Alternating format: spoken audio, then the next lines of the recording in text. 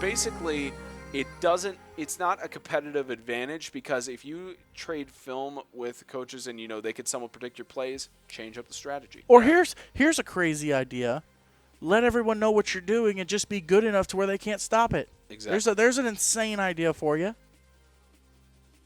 Saying that you haven't had the time to read it when it's now August and this was back in February 6 months ago. You had 6 months to just sit down and read a simple one-page document that I sent you. And then talk to it with the board.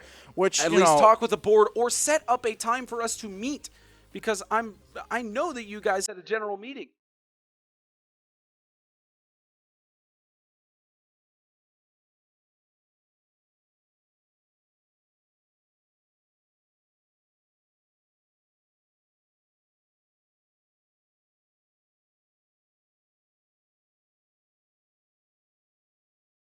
All right. I have the man. This has never been done before. Of course, I had Isaiah last year come on Extreme Talk. But Spencer and I have really never sat down. We've done shows together and broadcasts together. We never really sat down and talked about our story, talked about how we, Spencer's very reserved with the show at times with giving his opinion on stuff. So I said, you know what? I want to get your opinion on some stuff. Insert the copyright infringement music. Yeah, I know, right? It has been 3 days without a copyright strike. And it's been 0 days without a James Shannon hot take. That's true. That's true. So backing up, we've been doing this 3 years together full time, but then 4 years total of actually doing it. So let's back up to how you got into broadcasting because people may not know. So how did you get into it? So it's a lot of credit to my school's headmaster, Hugh Harris, because for all the years I went to Franklin Christian Academy since 5th grade, and I had been helping in various capacities with basically the crew for the sports teams. The only sport I ever played was soccer. As 5 years as a goalkeeper, the first 3 years was just third string bench warmer. So you played football. It just was the wrong kind of football. I played football for 2 years actually. American football, Okay. 6th and 7th grade. I wasn't very good at it. That's why I stepped away from it. It was not that great. I wasn't great either. I was a second string bench warmer. Hey, but I knew when to quit. That was the difference between you and me. I knew when to I step only got aside. 1 year. Yeah, you only did one year. I did 2. It was just a lot of things that factored into it, mostly grades. Because during football, I got home at like 6 o'clock every night and just didn't want to do anything. I would just game and had straight C's, and my parents didn't like that at all. So I decided to step away from football. Not when they're paying for your education. Yeah, of course not. But I had been helping in various capacities, mostly with filming the games because nobody else really wanted to do it. And so we were on a bus ride down to a Riverside Christian Academy game, 2015. This was actually the game where Braden Holcomb had that hurdle over one of the players, and they tried to get it on CBS Sports. They got on CBS Sports, I think. I don't know 100% if that was. They got on something. I remember seeing that. I know that they were trying to get it on Sports Center, so I filmed that game. But we were on bus ride down that way, and Hugh Harris showed me a website called thecube.com, which is basically where high schools across the nation, including Tennessee School for the Deaf, they use either an iPad or an iPhone just to film their games and to live stream them and such. Most of them don't have commentary because there's a lot of adapters that you need to the smartphones to actually use it. And so he basically presented the question to me of what if we tried broadcasting. So we started talking about it. That was about the time it was funny because I had upgraded the iPhone 6S. I was in the Sprint store. I'm no longer with Sprint because they're about to go away. But I was in the Sprint store and was just getting my iPhone 6S activated, and Hugh was there with his wife Lisa. They actually were there. So I told him, I was like, yeah, I just got this new phone. He's like, what if we use that to stream the games? And I was like, oh yeah, because it's got the new camera and all that kind of stuff. So of course, the last phone with a headphone jack too. Right, yeah, last iPhone with a headphone jack, and I just used a gaming headset that was through Bluetooth on my phone and activated low power mode on my iPhone and just either did video broadcast if the connection was good enough. If not, I did audio only. So it started from there, and it just turned out the Cube wasn't really the direction the school wanted to go into. Right. So they bought a better camera. They bought a live stream box for livestream.com, and it just kind of kicked off from there to getting into more commentary and doing more things. And calling the AMTAC Championship, fortunately enough, in 2015, even though it was audio only, the same as yours. It just kind of got into that. And then summer of 2016, I really contemplated, because I was going into my senior year, of what am I going to do with my career? Like, I'm about to graduate high school in less than 12 months. So what's the course of action? What's the plan for my life? And I really thought about it and went back at several things, because I thought maybe in between freshman and junior year, maybe I'd do something in computer science. Maybe I'd do something in management or something like that. But I just wanted to do something that was a better experience than having to crunch numbers, do an 8 to 5 job. Well, because you were into computers and doing gaming anyways. Yeah, so I've gotten dabbled in that, of course, because for those who don't know, I run my own esports league that I've had since 2012. And by the way, for people making fun of that stuff, kid just won the Fortnite tournament and won, what, $3 million? Yeah, I mean, crazy. Yeah, a kid won a Fortnite people tournament. People are getting into it. I mean, heck, it's not my cup of tea, but I'm not going to stand. Now, I'm not going to call it a sport. It is an e-sport. Mm-hmm. So, you're not. It's not the same level of a physical sport, but it does take competition. It takes There planning. are people who would argue with you on that as well, about the amount of skill it takes. And I'm not saying it doesn't take skill. At a certain age, you're no longer relevant, because the younger people are faster and more reactive to you, and then the next one by. But it. So you had to figure out a career path. Yeah, I had to figure out what I was going to do, and I really thought about it, and I just decided that I want to go into broadcasting. I felt like this is, not just because of my voice, but because of, the amount of games I've been calling. It was just face the played amount into of it too. face for radio. Yeah, it just basically played into that, and I decided, you know what, this isn't an 8 to 5 job, because I hated waking up in the mornings. I hate it. He still so does. Much. I still hate it. Why? Oh, okay. I hate it. Okay, so low key, if anybody noticed that we were late to get up to Gatlinburg, I'm not just blaming him. It's part of the reason. It was. Yeah, I hated getting up. I said we need to be up at 4 a.m. He goes, ha. Not happening. Yeah, because what you wanted to do was get there early for the All-American games and see all the kids being greeted at the tables. Exactly. I'm like, no. Yeah. I know you want to do that. If you want to drive separately, you're free to do that. It's like being married. It's like, I want to get there early to see the kids getting there. No, we're not going to, so we didn't. I mean, I will wake up early if it's necessary for classes. Like this fall, I don't have any classes starting until 10 o'clock or later. I bet that works out. I still have to go down 5 days a week, so That's it's not true. that great. But that's true. I mean, but I finally decided in the summer 2016 that it's something that is not an 8 to 5 job every single day. It's, I just basically get paid to talk. Right. I mean, in the words of Mike Emmerich, it's a great sport talk because you get a good seat and you get in free. What could be better than that? Exactly. So, yeah, that's how I got into it. So when did, how did you find out about what I was doing? Was it, because I haven't really asked you this. Was it when I reached out to you, or did you find out about us? No, so this was 2015 when I had started doing broadcasting and such. I was friends with Hugh on Facebook, and he shared an interview that you did with him for 8-Man Extreme, where it was on Blog Talk, and so I listened to that. Good old Blog Talk. And let me look back on the message history, because as far as I know, I haven't deleted it, because this was before the archiving days on. Right. No, this was before the archiving. Good old Blog days. Talk. So glad we don't use it. Yeah. By the way, this dude is the reason that we're on YouTube, because when he came on board, and I'm kind of skipping forward, 2017 he started doing the show, and that's when we literally I think we did a show or two, and he put his foot down. And he goes, "I'm not doing this," because he was driving from Franklin to Springfield. Kind of like I do now. I'm driving from Springfield to Franklin. He's driving from Franklin to Springfield. So he goes, I'm driving an hour on my own money, because back then we were running off, $200 a month. Yeah.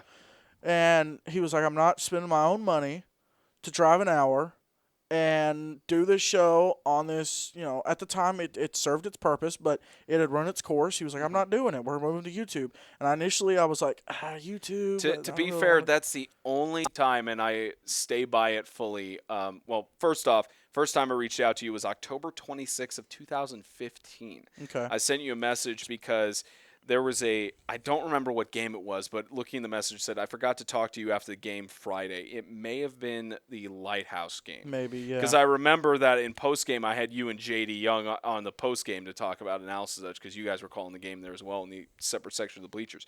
But we were talking and about... this was in 15 or 16? 15. Okay. So we were talking about setting up a potential joint broadcast or doing something like that. And I know we communicated during the championship season. You offered at first to have me call the championship for me doing play-by-play and you doing color commentator.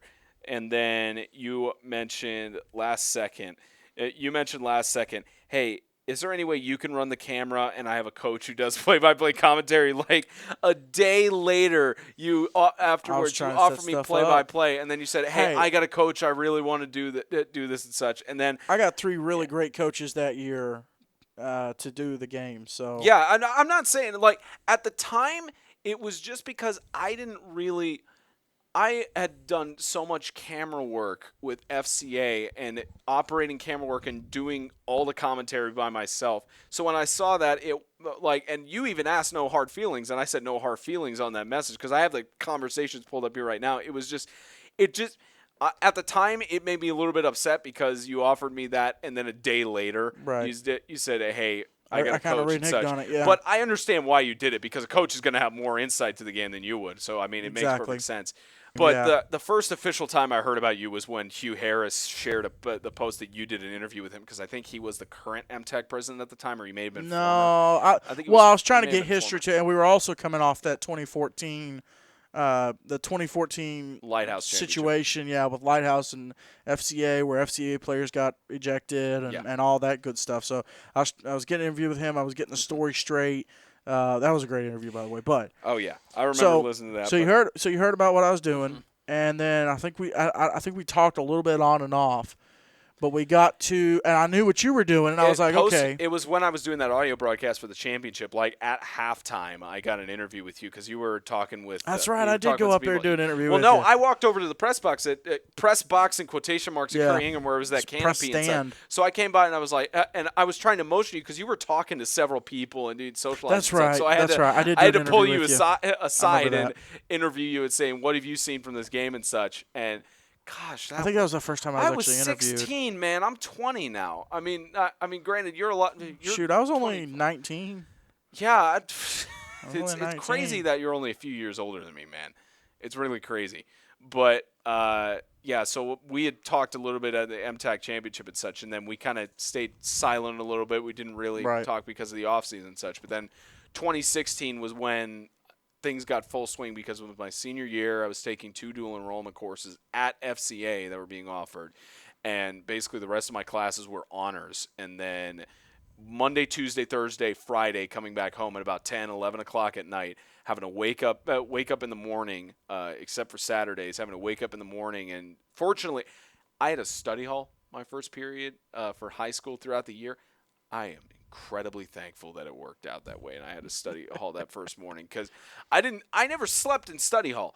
I was completely tired. I actually got stuff done that whenever I got home, there was only a few things I could maybe get done on the bus or maybe get things done at home, but I just had to do stuff in study hall that morning. I am thankful I had that and it worked out that way. But that's so then 2016 I kind of kept an eye on you. Yeah, we talked a little bit, and then there, of course, JD Young was on board that year, and JD I wanted to do a Tennessee School for the Deaf game on a Saturday.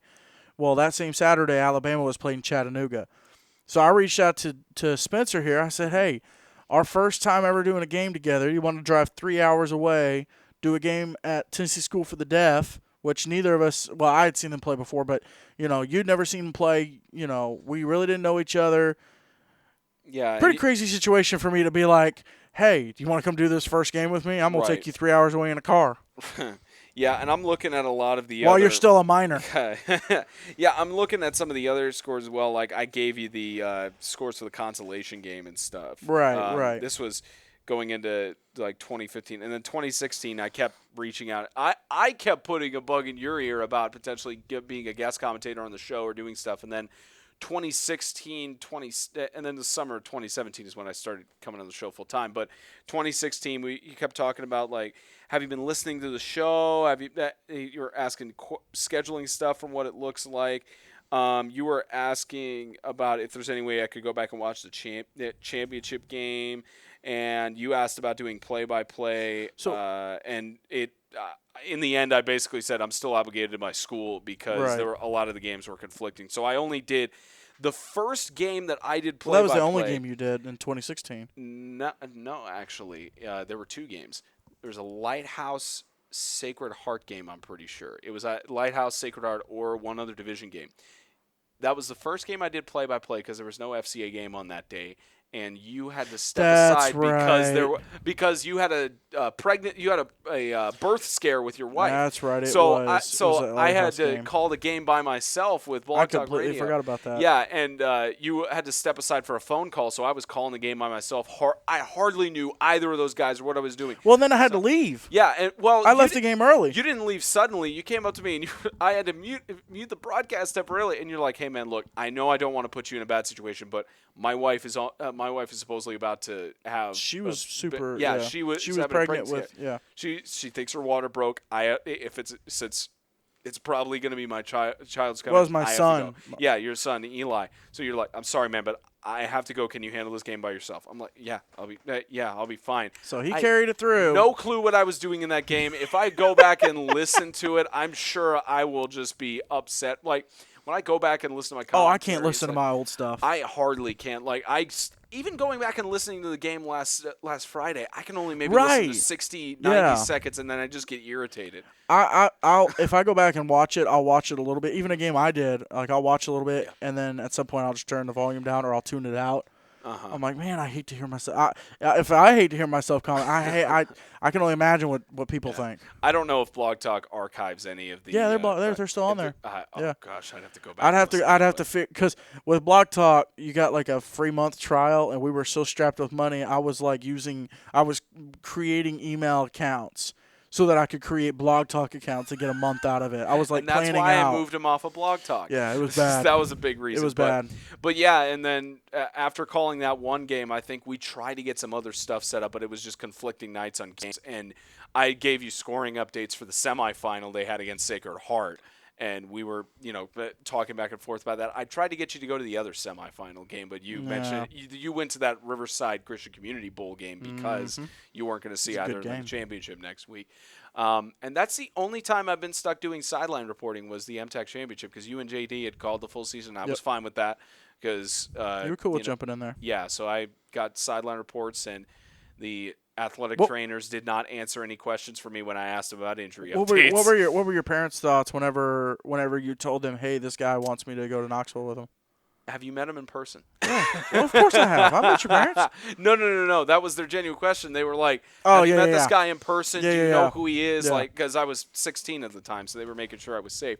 But the Knoxville game, like, I had told them exactly what I wanted to do and starting to get through my broadcast group what I wanted to do. So I was telling them this is the kind of stuff I want to do. And, they were skeptical at first. They didn't know how passionate my drive was. They thought maybe it could have just been a phase in high school that would have faded out. But somewhat unfortunately to their benefit, I'm still driving. I got my associate's degree and such. But at the time, they were just basically like, do you know this person? Are you sure you know it and such? Like that Knoxville game that we went up and called to, they were pretty skeptical about that. That's where they asked the first thing, have you met this guy in person? Yeah. Are you sure you know I who he don't is? blame them. Stuff. Yeah. It was a pretty crazy situation. Yeah, but pretty drastic too. Well, and I had no other options because, like I said, JD wasn't available that day. I was like, man, I really don't want to call this game myself. Oh, I could get this other dude.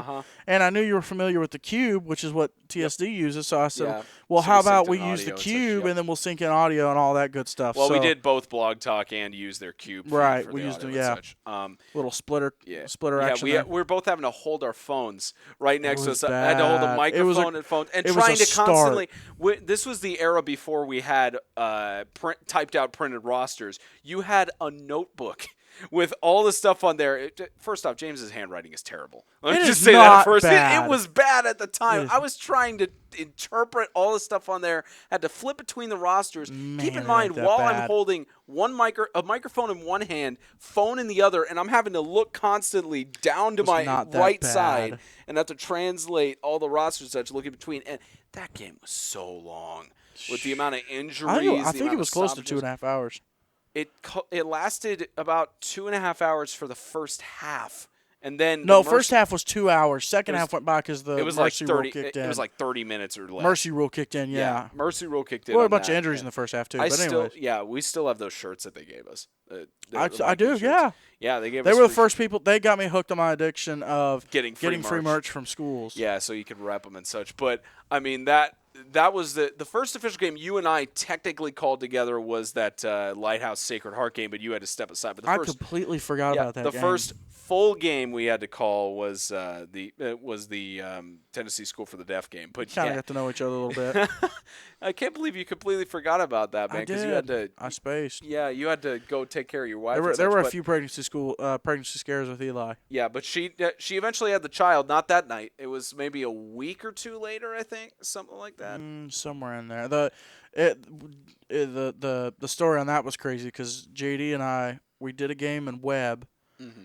We were both working together, surfed at the airport, doing cleaning up here in Nashville. So we came and we did that game. We drove to work. I was at work for maybe an hour, and then my mother-in-law called me and she's like, "Hey, we're taking your wife to the hospital for your son." So I jetted out of there. I think I paused to tell my boss I was leaving, and then bam, I was gone. Mm-hmm. It was a whirlwind. And now he'll be, let's see, Eli will be 3 in September, so 3 years, yeah. It's Jeez, flown. I remember It's those flown. days you worked at the airport, man. That was like when you guys were dropping crazy me off days. of my.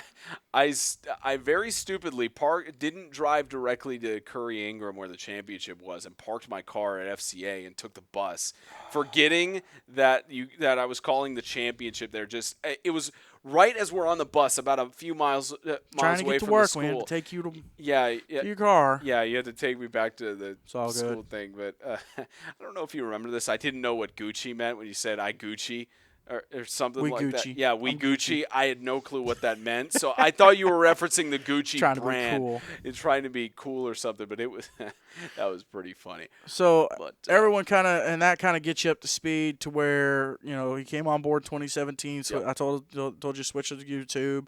That's the only time, and I stick by it. That is the only time I have ever said to James, "We are doing this, or I am leaving." Yeah, and I knew I didn't want to lose him as a That- time. that's and the it only paid time. off because it truly is a partnership now. I mean, we're literally doing just as much as each other.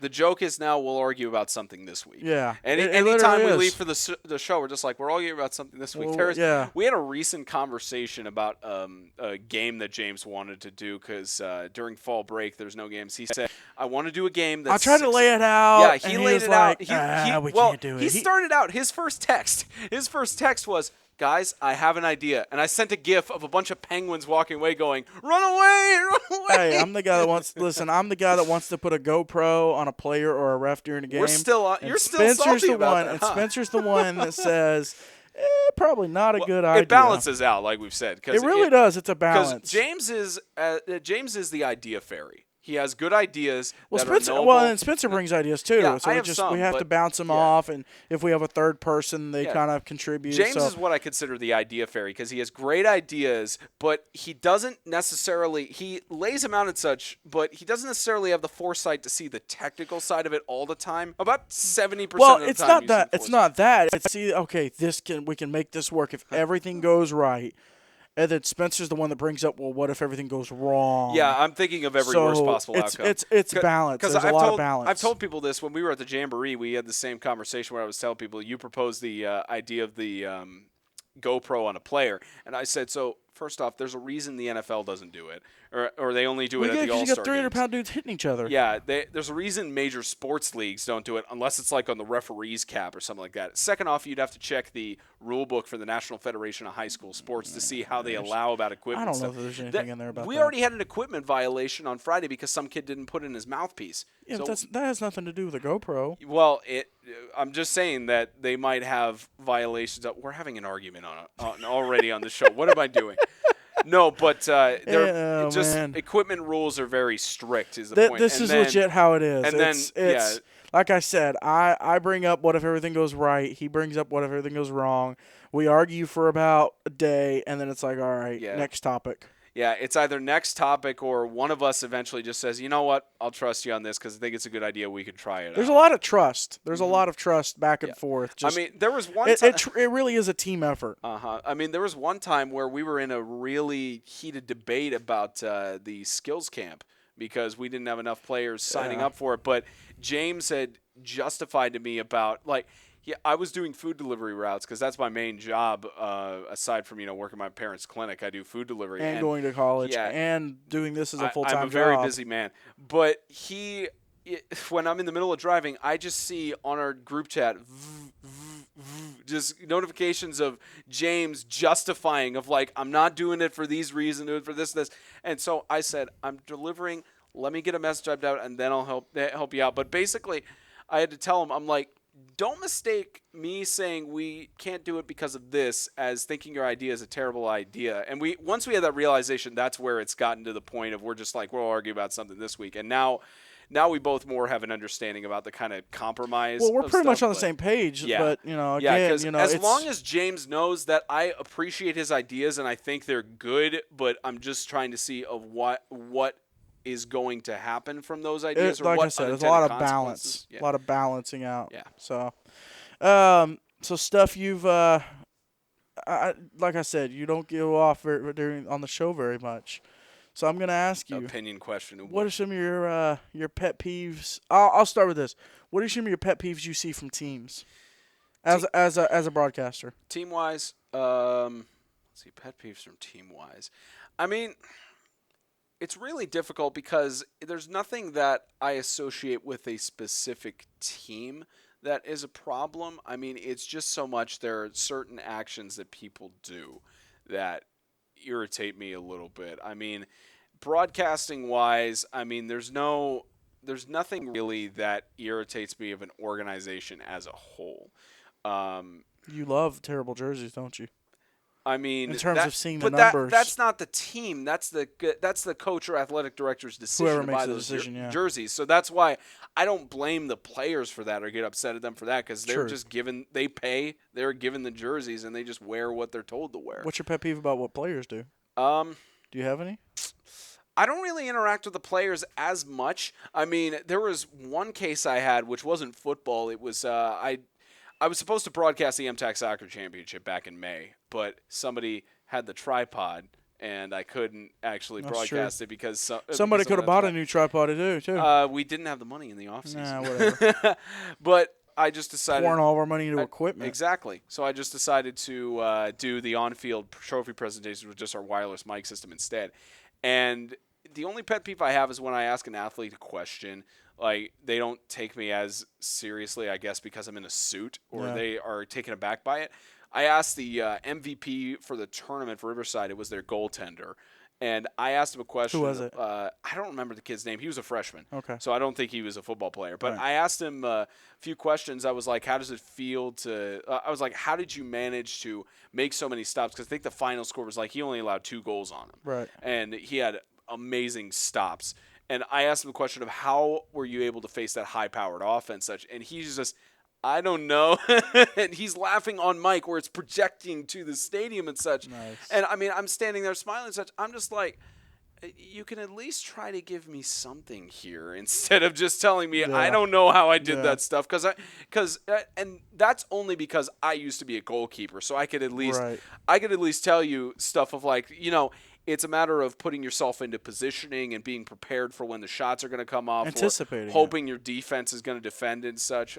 And it's a matter of keeping yourself At and least your mind right. at least give you a canned At answer. least give something instead of I don't know and laughing, Yeah. and the rest of your team laughing with me and such. So I mean, it that's the only thing that somewhat irritates me. I mean, I get that players, some of them are more outspoken than others, but the only other thing I'd say that maybe irritates me is that when players are good, and because they know it, they use it as a power card to either be arrogant or to just be complete jerks. Right. I cannot think of any specific examples. I don't in think anybody MTAC. likes that. No, I don't think there's any specific examples in Right. MTAC, because obviously with all the players being in Christian schools and such, it's mostly they're well behaved. And again, I cannot think of anybody in MTAC who is that way. Honestly, you can ask me that at any time. I'll give you the same answer until somebody does good kids, that. good people. It's just a lot of good kids and people. And again, I don't interact with the players as much, even though we're hopefully going to start doing that. But I don't interact with them intentionally as much. But any interaction I've had with players has been a good one. Right. What about coaches? Coaches pet peeves. When they change their jerseys every game to get an advantage. Well, it makes us look stupid. It's like we're saying the wrong kid's name. I mean, it's not just us, but it's like we go on site to a game, and I ask them, hey, do you mind if I we shouldn't have to worry about if their numbers have changed. I mean, college, NFL, any other high school you go around here, like any other public school or such, because the TSSAA, they have rules in place set to prevent those measures sets. That's part of, I mean, I get irritated at some coaches who do that, but I'm more irritated at the administration of the league for not putting a rule in to prevent that, unless there's in the case of a jersey tear.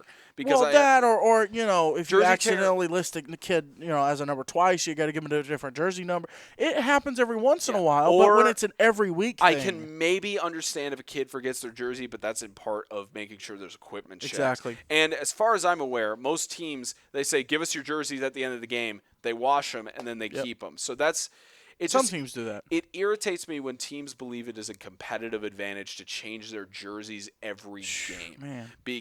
Or hold the rosters back. That's a whole different thing that we'll get into. But the other thing that irritates me about coaches is film, because I mean I know that it's I believe in the TSSAA, it's an official rule that before a game, each coach is supposed to exchange film. Right. That's a rule. Now they get to choose. They get to choose if the coaches want to exchange. But if one decides they want to trade film, the other. Well, I'm saying what game they want to trade. Yeah, they can choose what game they want to trade. But that's not so much a coach's thing. That's an administration thing of the league to have a rule in place for that, because I mean, granted again, it's the coaches that we talk to and such. It's honestly a matter of them deciding if they want to give us film. But I mean it makes it incredibly difficult, because especially last season we had our highlights guy Isaiah Austin, who did a fantastic job with the highlights, but with X amount of teams not giving us film to do highlights, then how does that help us to do our ultimate goal of exposing the players? How does that help us to give attention to players that they deserve? I told somebody the other day, I was like, when when coaches are like, I don't want to give out film, I don't want to give you film. Understandably, they're worried about us leaking it to other people, but that's a trust thing, and thankfully we've built up trust with some coaches. But when you hold back film or rosters, you don't put your stuff on Max Preps or anywhere where people can see it. When you think that holding back your rosters, your film, your stats gives you a competitive advantage, that's just it's insane to me. If every coach gives their stats, then if every coach gives their stats and film and makes it public, then there's no, quote, competitive advantage. Exactly. Because I forget which coach said this to me, but it was basically it's not a competitive advantage, because if you trade film with coaches and they could somewhat predict your plays, change up the strategy. Exactly. Change up your playbook, which I know for some coaches is hard to do because they may have full-time jobs. Or put another wrinkle in. I mean, or here's a crazy idea. let everyone know what you're doing and just be good enough to where they can't stop it. Exactly. There's an insane idea for you. Yeah. And I know that at one point we reached out to all the coaches in the league, and we asked them how would they feel about if they had one of our broadcasts, because what we do is we post it in the off season. How would you feel about your film being public so other coaches could access it and such? Only 2 or 3 coaches opposed it, maybe less, but the rest of them said, we're dying to get film. Exactly. We're dying to get this kind of stuff. So Exactly. either that, or I'm fine with the rest of them knowing, because that way, if they can see what we do. But because of those 2 or 3 coaches, we make it private. Well, and it gives us something to release during the off season. Now, to be fair, they're in their right to make that decision. I'm not bashing those 2 to 3 coaches because of their decision to not share their film. It's their prerogative to make that decision. I mean, it's their prerogative. I mean, we could say all we want because, in my opinion, I think all the coaches should publish their film and then just put themselves in a position to where they're not being beaten just because their film is public. But I understand that that's just an opinion I have. And I think the league needs to say, okay, look, crossover or Huddle, 2 great platforms. Mm-hmm. Everyone is going to have their film on crossover, or we're going to create an account as a league, and all film is going to go on there, and everyone can see the film. And there are a lot of things the league needs to do. So what's your league peeve, Spencer? Let me get into that. You and I have talked about this off camera. This is extreme talk. It is extreme. We get talk. extreme opinions. Yep. And hear about them later on. You and I have talked about this off air, and obviously time to talk about it on air. That's a part of why we're doing this and such. But have you seen an actual copy of the 2019 bylaws? No. Okay. I have not.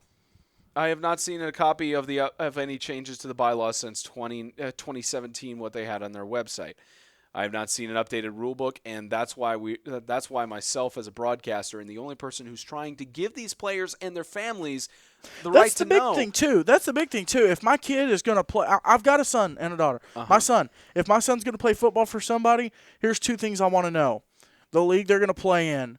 What's their rules? What are the guidelines? What are the laws? Yep. How are you going to govern the other teams? Second, if my kid steps on a field against another player from another school, I want to know about that player. I want to know if my son's a freshman at 15. I want to know he's not playing a 19-year-old kid who's got 4 years of growth on him. I want to know that it's going to be a fair playing field. Now, if the kid just turned 19 or it's one of those, that's fine. But if he's getting a 5th year, or let's go to middle school. If my son's in 5th grade, I don't want him playing a 9th or 10th grader, which is allowed in some in some situations.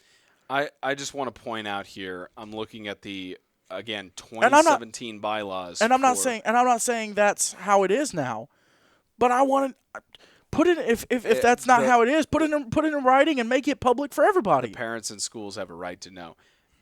MTAC bylaws as of 2017. In case of ties for seeding the tournaments, the following procedures will be instituted. A. Head-to-head competition during the regular season. B. Head-to-head competition against the highest seed to continue to the last place seed. C. Flip of a coin by the MTAC president. Well, and like I said, there's another one added. There's another one added about which we have not seen. Opponent. It is pure hearsay. It is hearsay. From asking people and them saying, well, this is what the board decided. Well, A, it's not in writing. B, we don't know that because guess what? MTAC board meetings are private. They reserve the right to not allow outsiders in. This is exactly what we've been told. MTAC reserves the right to not publish those meeting notes. And you know what? That is correct. You reserve the right to not publish those meeting notes. So does the TSSAA. But you know what? The reason they don't allow people to go to their meetings is because they publish meeting notes on their website. They show the agenda of what they're going to talk about, and then they show the results of what happened with what they talked about. Yep. And they at least let people know what's going on so that there's no questions or hearsay. But there's so much hearsay in this league with this board, who, again, we don't know who the members are. But there's so much hearsay. Oh, I heard this. We don't know officially. And we talk to coaches. We talk to people. We try to communicate. Some people give us information. That's where the hearsay comes from. Others don't communicate. Or there are some I've asked questions about and they don't know. and or you don't get a response, and that's ridiculous. I'll give an example. 2018, Sacred Heart. We didn't know if they were eligible for the postseason or not because of the scheduling meeting and such. Man. I asked directly the coach, Judd Powers. I asked him directly and told him, you might not be eligible for the playoffs, right? And he said, what? And I explained the stipulation to him. The situation with that was they had the scheduling meeting February. Yep. After that, according to 2017 bylaws, you have to have joined the league before the scheduling meeting. Yep. So they had the scheduling meeting, they joined the league, and then to our knowledge, they're not eligible if we're going off to 2017 bylaws. Yeah, we went off by that, and we asked directly to another example, Lighthouse Christian School. I got myself and Isaiah Austin. We got their roster, and we went ahead. We were calling a game there, and you texted me during the game. You said, "Hey, can you send me a picture of the roster? Send it to you." And you said those names look similar. They look similar to the Tennessee Heat from last year, and so we asked some people we know who are board members because there are people who have said they are. We know. And you sent a text, and the response we got was, "I need to check a few things, and I'll get back to you." They never got back to us until finally the MTAC president at the time got on the show, it wasn't even that. We sent it. This was maybe 2 weeks before, and we heard it from Tennessee Heat coach. We finally heard that he had been called for that information, and per his word, everyone who needed to know was told back in July about eligibility of Lighthouse not being eligible and Sacred Heart being eligible. Guess who needed to know? Everybody. Guess who didn't know? Everybody. That's apparently not just everybody. We, as the only media outlet for MTAC, we're not told any of this stuff. Well, and we're not even just for MTAC. MTAC happens to have 12 of the 13 teams we cover, so we're not just MTAC. Yeah. But MTAC's a big chunk of what we do. And whenever we ask questions to the board, here's my problem: communication. It is difficult as somebody who has a degree in mass communication. Mass communication, mind you, it is difficult for somebody who has a degree to be able to fathom the lack of communication that I've experienced in the last 3 years between us and the league. You've got a degree in mass communication. I'm married. We both have we're both experts in communication. It is just what's needed. There are times when I ask questions to the MTAG president, former and current, and I won't get a response for weeks and weeks, and there will be times, especially past. Yeah, was bad. Yeah, past it was an issue, but it was just asking questions and not getting responses, and then the only way we get a response or get an answer to it is through another coach that you've talked to. And let me clarify something, okay? I'm not mad about. I know that people who take on a president role have other stuff going on in their life. We both know that. We know anybody who takes a board role has a lot of stuff going on. It's a lot of stuff going on in your life. We're not downplaying that. We're not saying that we're the only people you should be paying attention to. However, if you cannot do the job well, which includes good what's the word I'm looking for? Good open communication? Well, no, timely communication. If you cannot do that, don't take the job. Especially when you're managing with all the different schools and such. There was one thing that irritated me recently. People think we do this willy-nilly.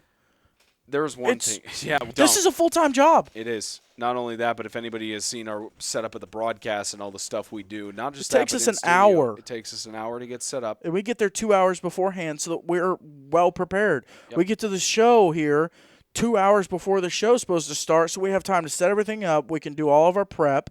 We could talk business because this is really the only day we have to talk business face-to-face. So this is a chance to talk business.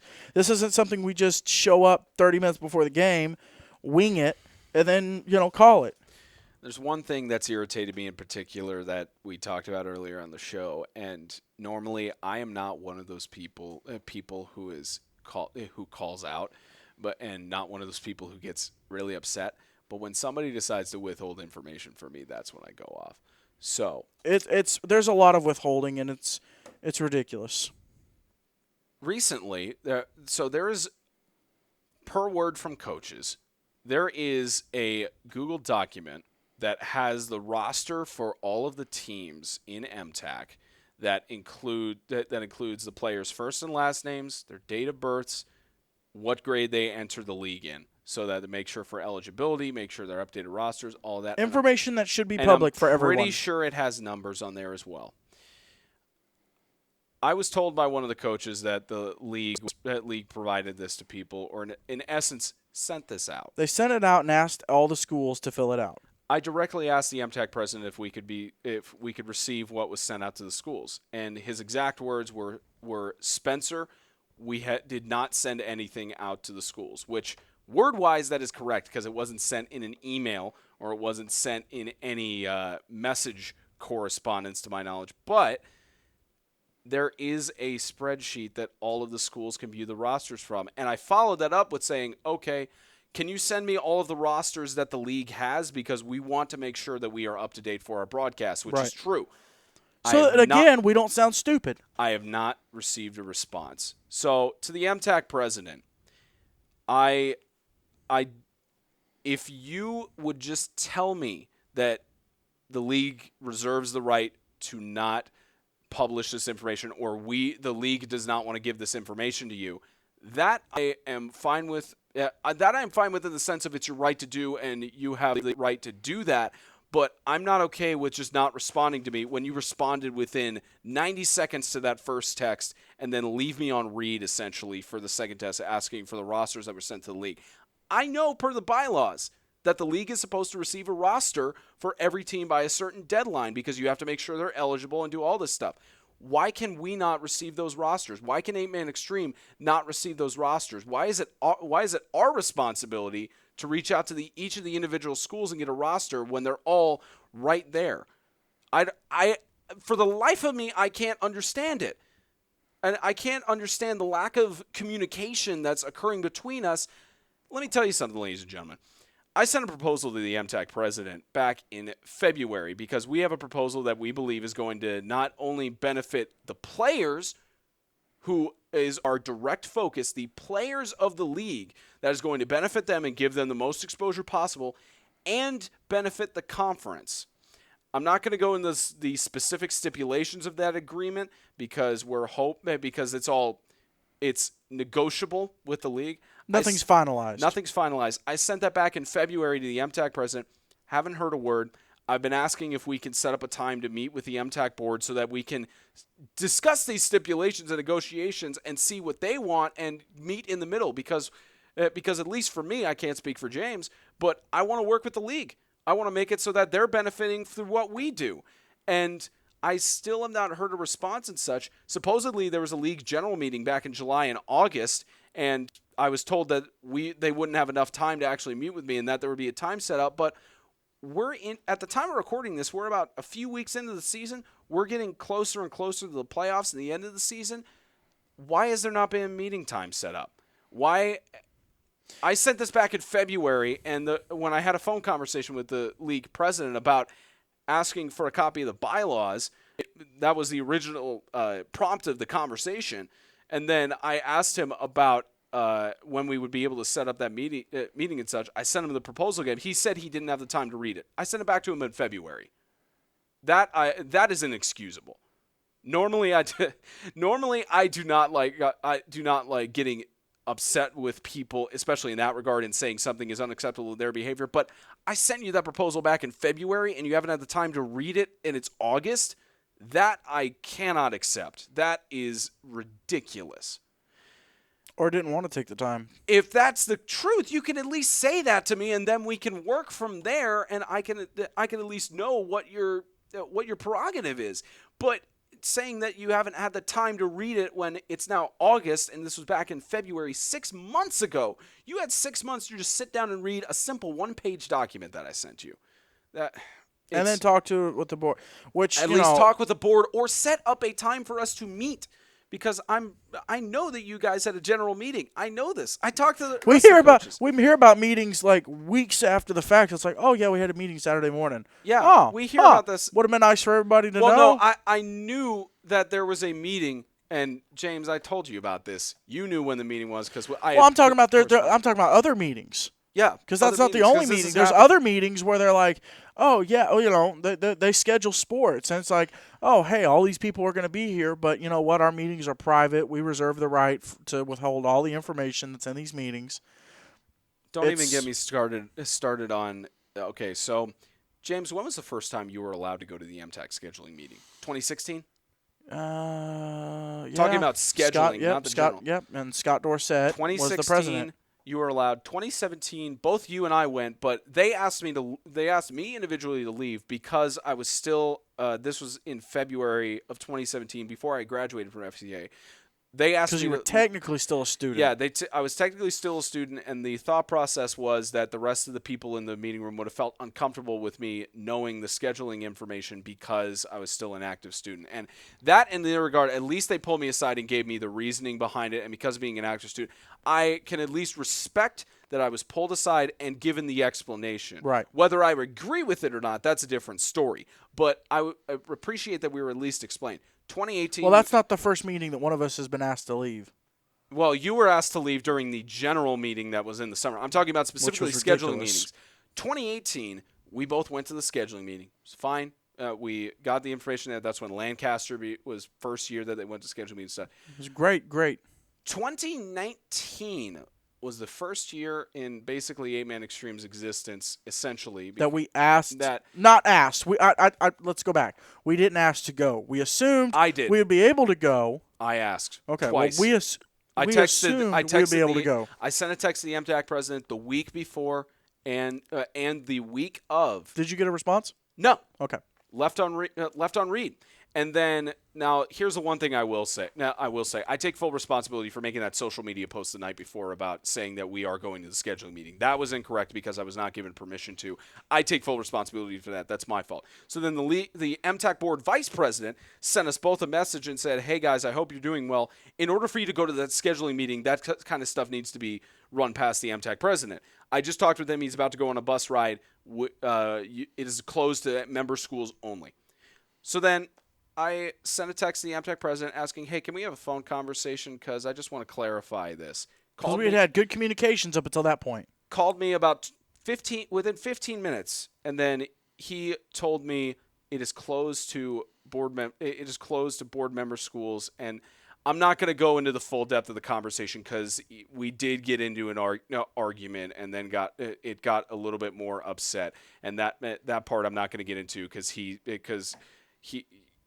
at least the MTAC president, he's not here to explain his thought process on that specific part. So I'm not going to go. Here's part of what we're saying too. Here's what I'm saying. We have been allowed to go to the scheduling meetings in the past, and it hasn't been a problem. It has not been a problem.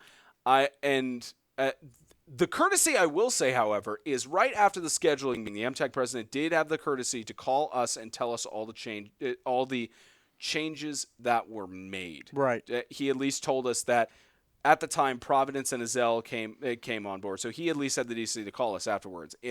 It's just the idea of not being allowed to go to the scheduling meeting when we've been allowed to go for years. That is the part that again, this is where it gets into opinion. I don't agree with that. So I'm not hungry, and it's not because we've had MTAC president for dinner. Okay. Well, I will say this. Whether it's a pre-recorded interview on Extreme Radio, a live interview on Extreme Radio, which is what needs to happen, or an interview here on Extreme Talk, I lay down this invitation. I don't know how you will find out about this. I don't know if someone will screenshot it or record part of this conversation and send it to you. I don't know. I'm saying this right now. You have an open door, an open invitation to come on and defend yourself. Not defend yourself. That's a bad way to put it. Open invitation to come in, answer questions, give your side of things. Because here's our frustration. It's not that we want to sit back and criticize everything. We're criticizing the way everything's been handled. Yep. Not so much the decisions. After that, we can talk about the decisions, whether we agree with them or not. But let's sit down. Let's have a conversation on air or recorded so that everyone knows about it. I'm done with private conversations. Everyone's going to hear the conversation. So you either have a conversation that everyone's going to hear or no conversation. We can continue down the track and down the path we're going down of just bad communication and bad relationship, at least on our end. I can't speak for how the president or how the board feels about it. I can't speak to that. But all I can say is you have an open invitation, an open door. Come on, let's talk. Be open. Don't ask for pre-scripted questions. Let us ask genuine questions. Mm-hmm. Let's get it out in the open. If there's really nothing to hide, there's nothing to cover up, there's nothing to worry about and not have people let's have a conversation about it. That's what I'm saying. And I wanna say thanks for listening.